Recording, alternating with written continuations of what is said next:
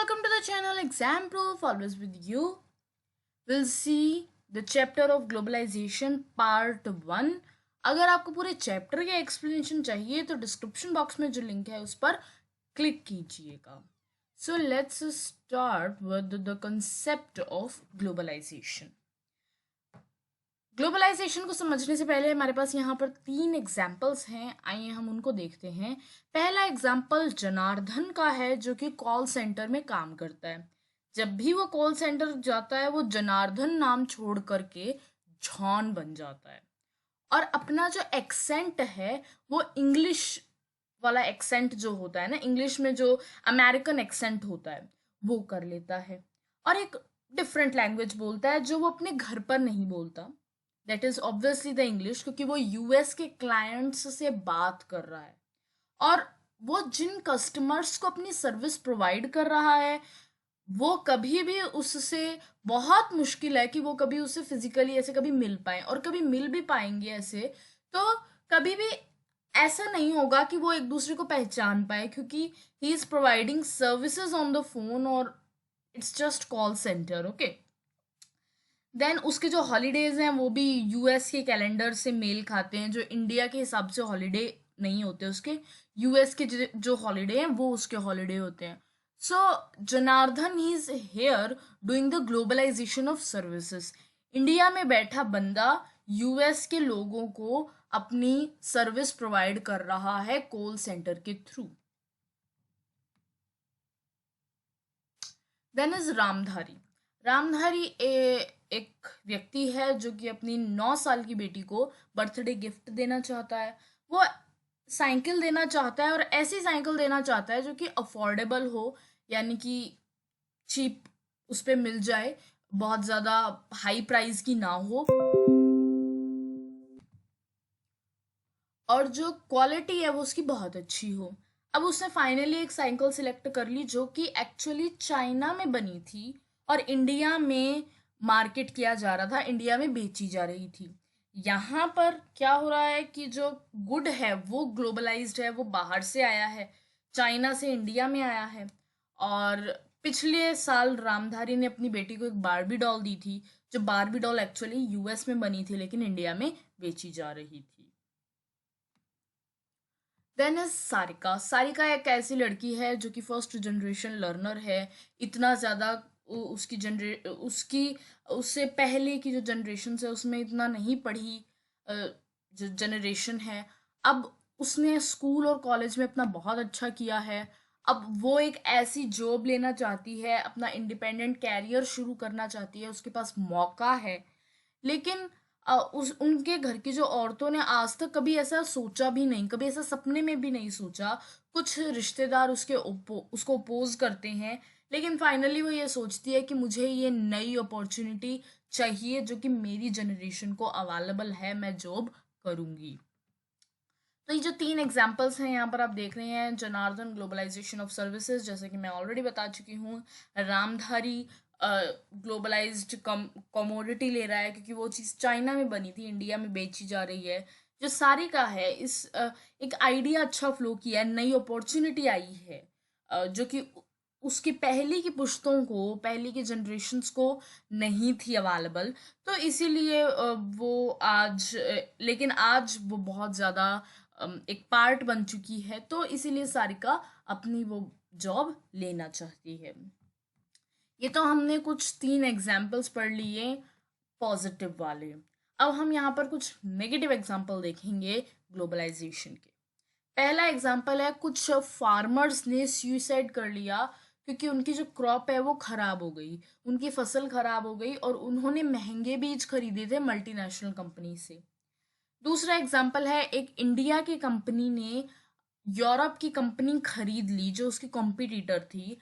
Even if जो current कुछ उसके ओनर्स हैं वो विरोध कर रहे थे इसका, वो प्रोटेस्ट कर रहे थे. देन कई रिटेल शॉपकीपर्स इस बात से डरते हैं कि कोई इंटरनेशनल कंपनी आकर अपनी रिटेल चेन्स अगर खोल लेगी कंट्री में तो हमारा क्या होगा. यानी कि कोई बड़ी कंपनी आकर के हमारे मोहल्ले में या मतलब हमारे सिटी में अगर रिटेल शॉप्स खोल लेगी तो हम लोगों के पास कौन आएगा. तो ग्लोबलाइजेशन का एक नुकसान है. देन आज के टाइम पर इस चीज़ का तो विरोध रिटेल शॉपकीपर्स करते ही हैं कि किस तरह से वो लोग ऑनलाइन शॉपिंग की तरफ जो इतना ज़्यादा ट्रेंड बढ़ रहा है, वो बहुत ज़्यादा प्रोटेस्ट इस वजह से कर रहे हैं क्योंकि अगर आप ऑनलाइन ही सब कुछ बेचोगे तो हम लोग क्या बेचेंगे। लोग उसी की तरफ ज़्यादा अट्रैक्ट हो रहे हैं। देन एक फिल्म प्रोड्यूसर मुंबई का हॉलीवुड की स्टोरी उठा लेता है और अपनी फिल्म बना लेता है। देन एक मिलिटेंट ग्रुप है, वो ये थ्रेटन करता है, वो लड़कियों को धमकाता है, कॉलेज गर्ल्स को, कि आप लोग वेस्टर्न क्लॉथ्स नहीं पहनेंगे। Western clothes out of globalisation उनको अवेलेबल था, लेकिन एक मिलिटेंट ग्रुप है, वो उन्हें धमकाता है, उन कॉलेज गर्ल्स को, कि आप ये नहीं पहनेंगी। तो ये सब एग्जाम्पल देख करके हम ये कह सकते हैं कि ग्लोबलाइजेशन पॉजिटिव नहीं नेगेटिव भी होता है।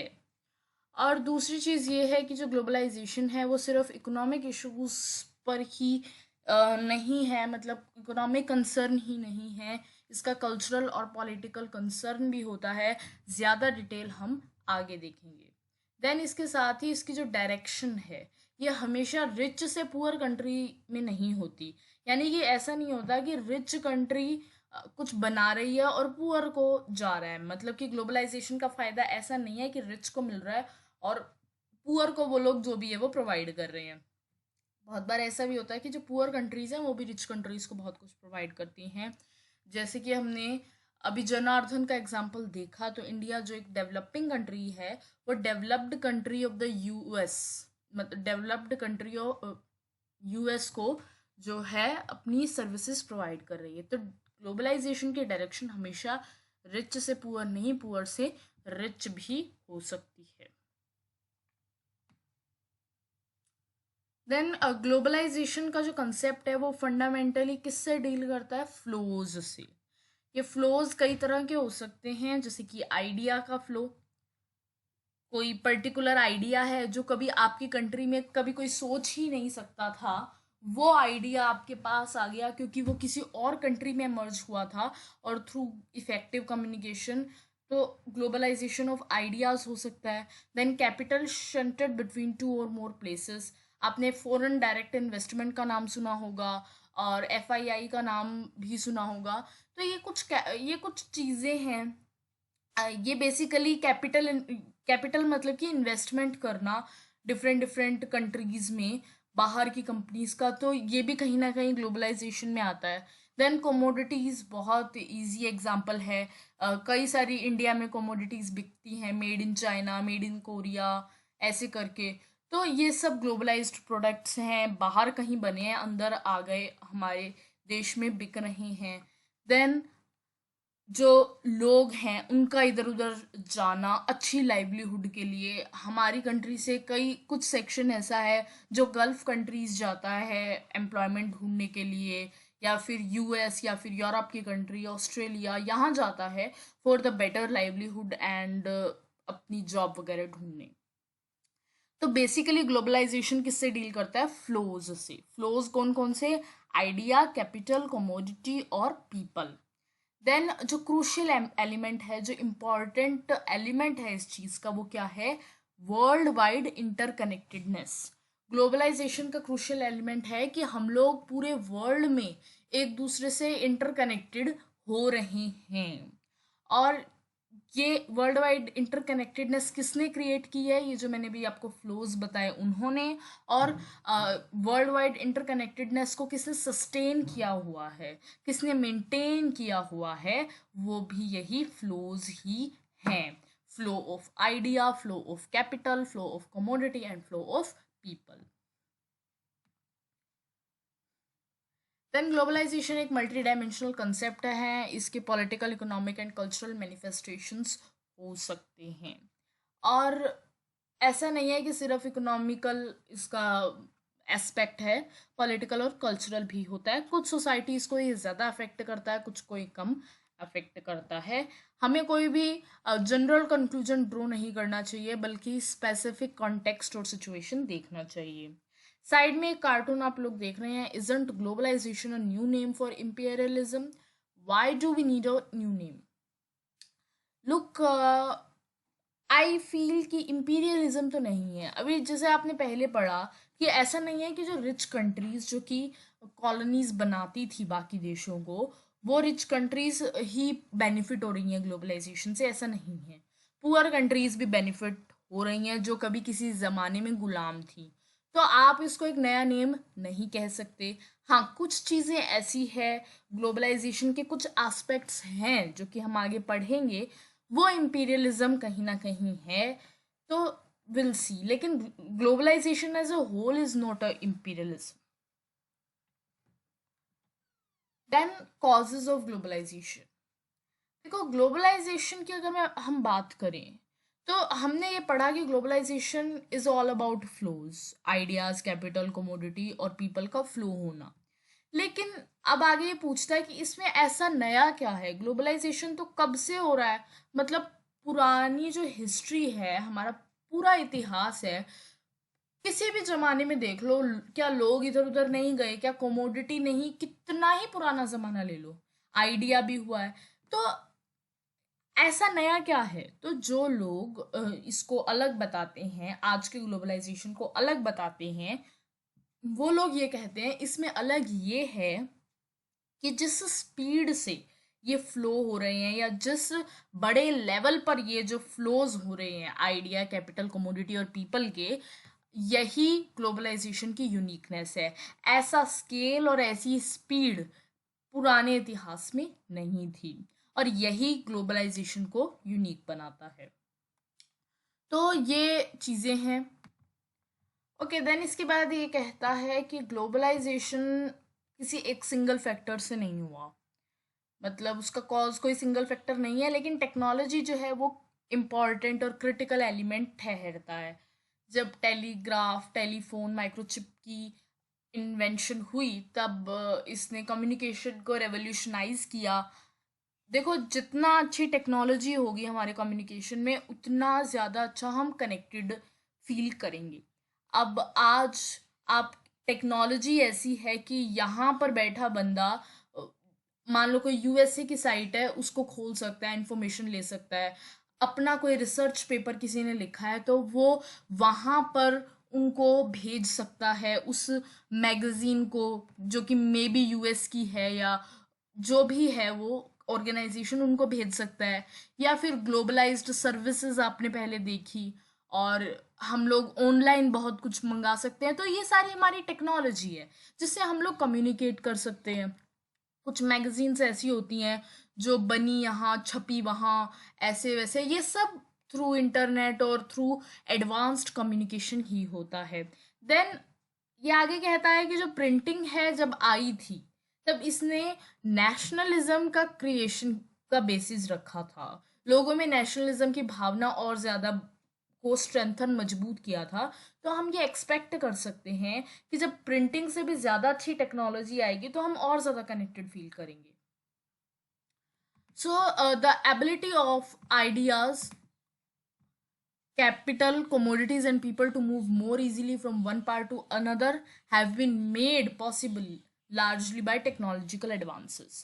अब इतना जो स्पीड हमने देखी आइडियाज, कैपिटल, कमोडिटी, पीपल की, ये ज़्यादा एडवांस कब हुआ? जब टेक्नोलॉजी हमारी अच्छी हुई। तो टेक्नोलॉजी अच्छी होगी तो ऑब्वियसली ग्लोबलाइजेशन ज़्यादा से ज़्यादा होगा।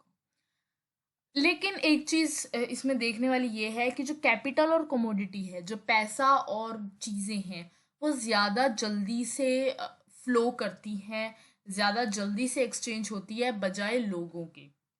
जो लोग हैं उनको क्या है, कंट्रीज ने अपनी वीज़ा पॉलिसीज रख रखी है। ऐसा नहीं है आज मैं सोच लूँ मैं किसी भी और कंट्री में चली जाऊँ, तो मुझे ये ज़रा सोचना पड़ेगा कि वीज़ा अप्लाई करो, वो ओके होगा, फिर वो वहाँ पर भी मुझे कितनी ड्यूरेशन रहने देंगे उसका भी नहीं पता। So these are all the thing, and यही चीज़ है कि लोगों का जो मूवमेंट है वो थोड़ा सा रिस्ट्रिक्टेड है बजाय कैपिटल और commodity. Then is globalization, however, does not emerge merely because of the availability of improved communication. ऐसा नहीं है कि सिर्फ अच्छे कम्युनिकेशन की वजह से, इम्प्रूव्ड कम्युनिकेशन की वजह से ही ग्लोबलाइजेशन इमर्ज होता है। देखो एक चीज इम्पोर्टेंट ये भी है कि लोग जो हैं different parts of the world हैं वो रिकॉग्नाइज करें कि हम लोग एक दूसरे से इंटरकनेक्टेड हैं। हम लोग पूरे वर्ल्ड से इंटरकनेक्टेड हैं। अगर वो लोग ये बात के अवेयर होंगे ही नहीं तो ग्लोबलाइजेशन अच्छी टेक्नोलॉजी होने के बावजूद भी क्या हम कर पाएंगे? बिल्कुल नहीं। We are aware of the fact, हम इस बात से वाकिफ हैं बिल्कुल कि जो इवेंट एक पर्टिकुलर पार्ट में जो टेक प्लेस कर रहा है, जो कहीं हो रहा है, उसका क्या इम्पैक्ट होगा दूसरे पार्ट पर। तो कहीं ना कहीं हमको ये भी अवेयरनेस होनी चाहिए कि हम लोग इंटरकनेक्टेड भी तो हैं। अब जैसे जो बर्ड फ्लू और सुनामी है वो किसी पर्टिकुलर नेशन में नहीं है, वो एक पर्टिकुलर रीजन में ही फैलती है। ऐसा नहीं है मान लो आज कोरोना वायरस फैला है तो कोरोना वायरस को ये पता है कि चाइना कहाँ कहाँ तक है, मैं बाहर ना जाऊं, तो ऑब्वियसली वो जाएगा, क्योंकि इन डिजीजेस को कुछ भी पता नहीं होता है ना। और यही सारी चीज़ें हैं, इकोनॉमिक इवेंट्स वगैरह होते हैं, कोई पैक्ट वगैरह साइन हुए हैं तो उसके इन्फ्लुएंस भी हम लोग global, local, national, regional level पर देख सकते हैं। पॉलिटिकल कॉन्सिक्वेंसेस हम यहाँ पर देखने वाले हैं कि जो स्टेट की पावर है उस पर क्या असर पड़ा है ग्लोबलाइजेशन का। देखो तीन एस्पेक्ट्स इसमें हम सोच सकते हैं। पहला एस्पेक्ट तो है कि ग्लोबलाइजेशन की वजह से स्टेट की पावर कम हुई है। कैसे? पहले जो स्टेट थी, जो वेलफेयर स्टेट थी, अ, अब वो मिनिमलिस्ट स्टेट बन कर के रह गई है।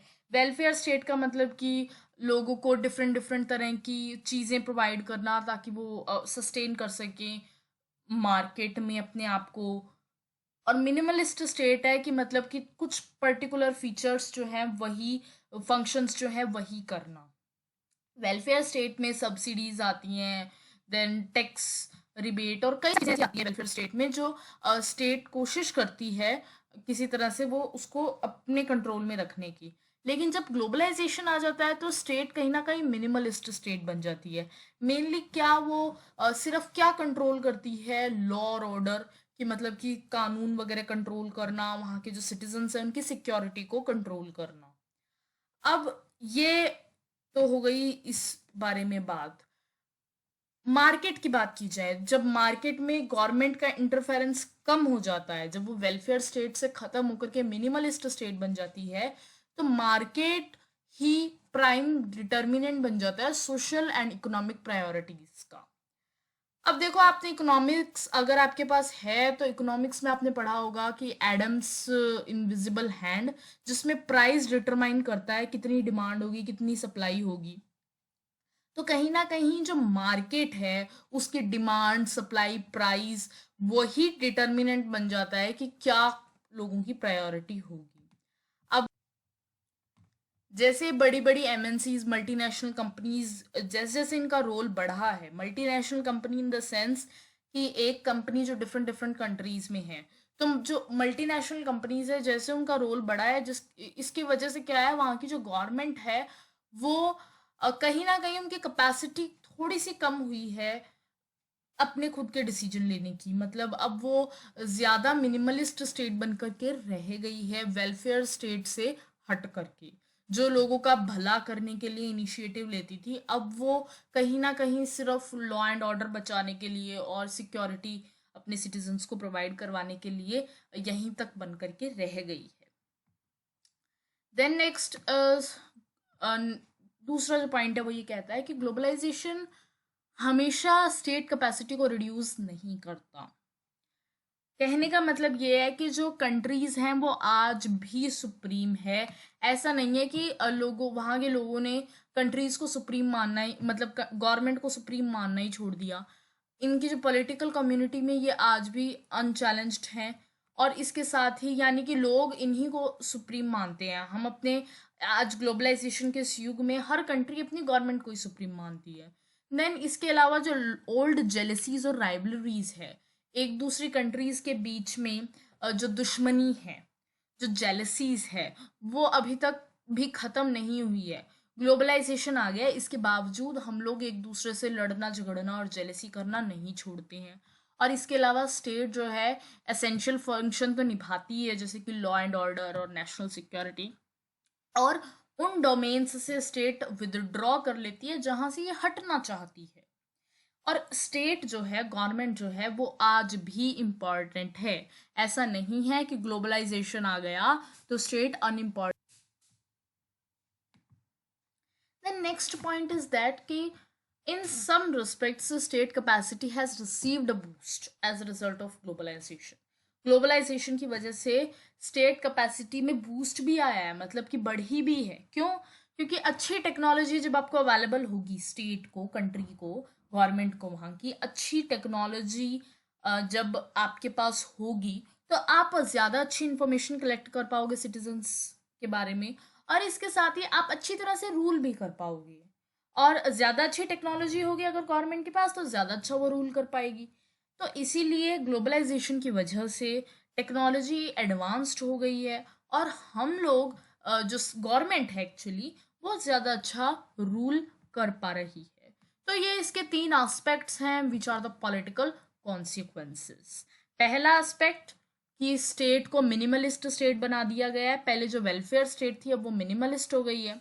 दूसरा कि अभी भी लेकिन स्टेट इम्पॉर्टेंट है, ऐसा नहीं है कि इस ग्लोबलाइजेशन के इस युग में अनइम्पॉर्टेंट हो गई।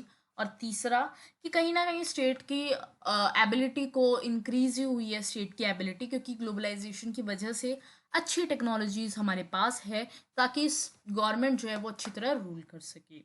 So this is the end of this video, thanks for watching it.